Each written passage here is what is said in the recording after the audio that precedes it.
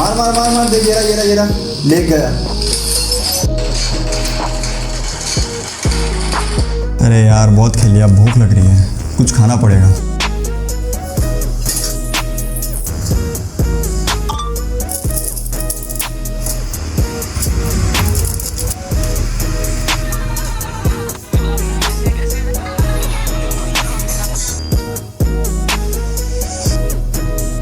यार 3 बज गए, तो सोना पड़ेगा, कल ऑफिस भी जाना है।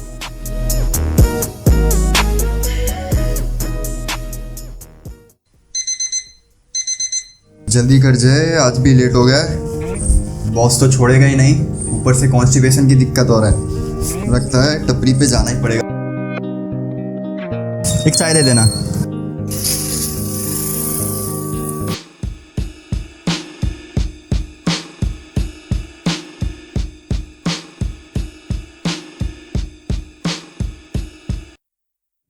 अरे वाह, आ गया तू। जा, बॉस तुझे बुला रहे हैं। अरे यार आज तो पक्का गया। देख भाई मैं आता हूँ। हाँ सर, आपने बुलाया था, कुछ काम था? वाह वाह वाह, आज तो साहब के दर्शन हो ही गए। एक तो भाई साहब को रोज़ लेट आना है, काम कुछ करना नहीं है, वर्कलोड मैनेज होता नहीं है। तुम काम करने कभी भी आओ कभी भी जाओ, मुझे मेरा काम चाहिए, वरना मैं तुम्हें काम से निकाल दूंगा। Am I clear? Yes sir, अब से नहीं होगा। काम वाम कुछ करना नहीं है और इनको पगार पूरी चाहिए।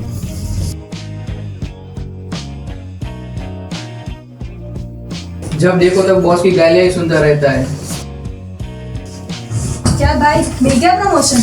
मिलेगा ही ना, बॉस की गालियाँ यहाँ तक सुनाई दे रही थी। अब बस भी करो यार, आज का दिन ही खराब है। पर तू एक बात बता, तू हमेशा इतना लेट कैसे हो जाता है? मुझे इंसोम्निया की दिक्कत है, जितना भी ट्राई कर लूँ मुझे नींद ही नहीं आती। बहुत सारा मैंने ट्रीटमेंट ट्राई कर लिया पर रिजल्ट ही नहीं मिलता। अरे इसमें दिक्कत क्या है? सोना ही तो है, इसमें कौन सा दिमाग लगाना है? रहने दो भाई, तुम नहीं समझोगे। कैसा है भाई? बढ़िया भाई, तू बता कैसा है? आजा चाय भी दे। नहीं यार, मूड नहीं है आज। क्यों भाई, क्या हो गया? वही फिर से लेट पहुंचा था आज। अभी उसको तो मेरी दिक्कत समझ में नहीं आती, और बाकी लोगों को कहो तो और मजाक और उड़ाते हैं वो। इसका एक सॉल्यूशन है मेरे पास, लेकिन थोड़ा टाइम लगेगा।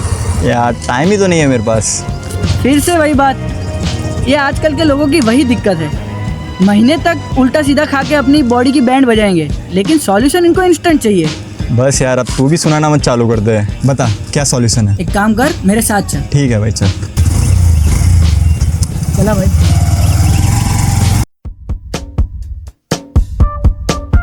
अरे यार, यहाँ पे क्यों लेके आया? ये तो आयुर्वेदिक हॉस्पिटल है।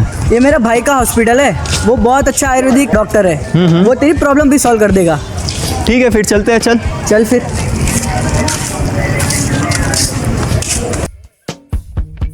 अरे दिमीन, आओ भाई, कैसे आना हुआ? कुछ नहीं भैया, ये मेरा दोस्त है जय। ये बेचारा अपने बॉस से बहुत परेशान रहता है। अच्छा, आओ बैठो बैठो। एक्चुअली सर, मुझे कभी भी रात में टाइम को नींद नहीं आती, जिसकी वजह से मेरा पूरा डेली रूटीन हिल जाता है। ओके, वैसे तुम्हारा डेली रूटीन क्या है? मुझे नींद तो खैर आती नहीं है, इसीलिए रात को देर तक मैं गेम खेलता रहता हूँ, मूवीज देखता हूँ और रील्स देखता रहता हूँ। 3-4 बजे आसपास सो जाता हूँ, सुबह 10 बजे उठता हूँ। कॉन्स्टिपेशन की भी दिक्कत रहती है। फिर ऑफिस चला जाता हूँ, काम करने के बाद मैं 5-6 बजे आसपास घर पे आ जाता हूँ। और खाना? खाना तो सर जब भी बीच में टाइम मिले तब खा लेता हूँ मैं। तुम्हारी तो पूरी रूटीन ही हिल गई है। मतलब मैं कुछ समझा नहीं सर। देखो, हमारा आयुर्वेद में त्रय उपस्तंभ के बारे में बताया, जो है आहार, निद्रा और ब्रह्मचर्य। उसी को ठीक कर लो तो आपकी दिक्कत भी ठीक हो जाएगी। देखो, सबसे पहले आहार यानी आपके भोजन को ठीक कर लो। अपने रूटीन में बीच में खाने से अच्छा है कि फिक्स टाइम पे खाना खाए, जैसे ब्रेकफास्ट, लंच और डिनर का टाइम फिक्स कर लो। और आपको कॉन्स्टिपेशन की दिक्कत रहती है तो अभी थोड़े दिन आप हल्का फुल्का खाना खाए, जैसे कि दाल, चावल, खिचड़ी, और अपने खाने में घी को भी ऐड कर लें। ठीक है सर। हो सके तो आप 10 बजे से पहले ही सो जाओ, और टीवी, मोबाइल थोड़ा हो सके तो दूर ही रहो।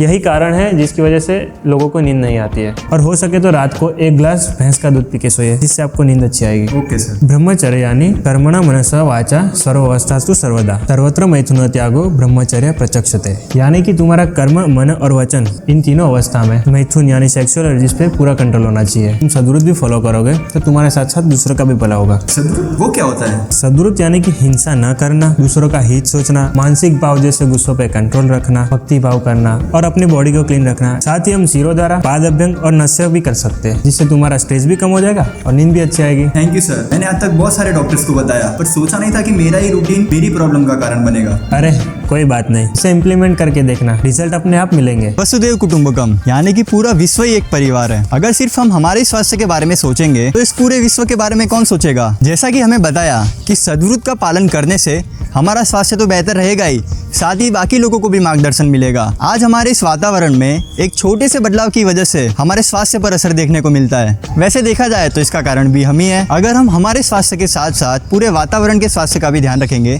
तो इससे व्याधियां भी नहीं होंगी। वैसे भी हमारा तो उद्देश्य ही है स्वस्थ से स्वास्थ्य रक्षणम आतुरस्य विकार प्रशमनम।